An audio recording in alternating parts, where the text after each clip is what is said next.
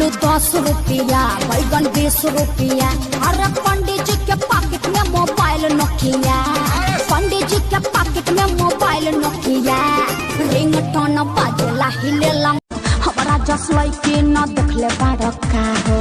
ऐसन का खास बाकी ताकत रयो से तोहर गाल लागे गेंदा के फूल जैसे, फूल जैसे है कोई फूल। दिल के भीतर धड़कन में तू ही बाड़ा, सांस में समाए तन मन में तू ही बाड़ा। सुते न सुते देवे साढ़े जगह हवे, हाथ धरे लाजब देसी हारा हवे। भीतर से मन गुदगुदावे, भाता की जसल सर छुआवे।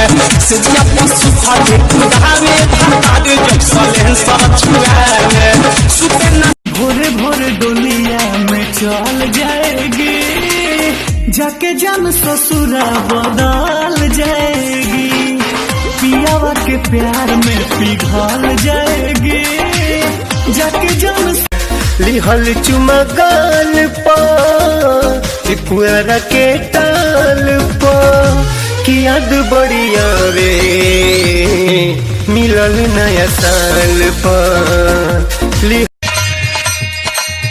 मजा लूटल जाई सावन के बादरिया में, मजा लूटल जाई रिम झिम पनिया में।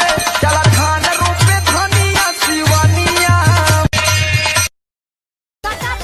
दादा लॉकडाउन खुलिया कब जी, अरे कब जी, अरे कब जी। अरे कबो ना जी, हमर मौगी खेलत बिया पबजी, हम तो दुनू बेरा काटानी सब।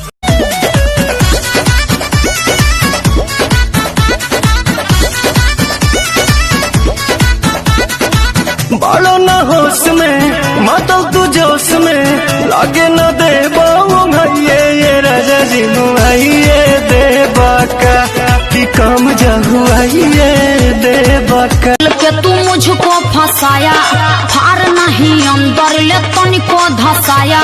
खेत मेरा जोता है पैसा, अच्छा के तू मुझको फंसाया, हार नहीं। खालो सलाद नींबू गारी के जा, खालो सलाद नींबू गारी के जा।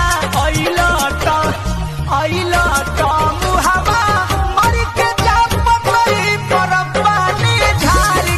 गोरी नियत भइल गंदा है गोरी, ऐसे नाचलू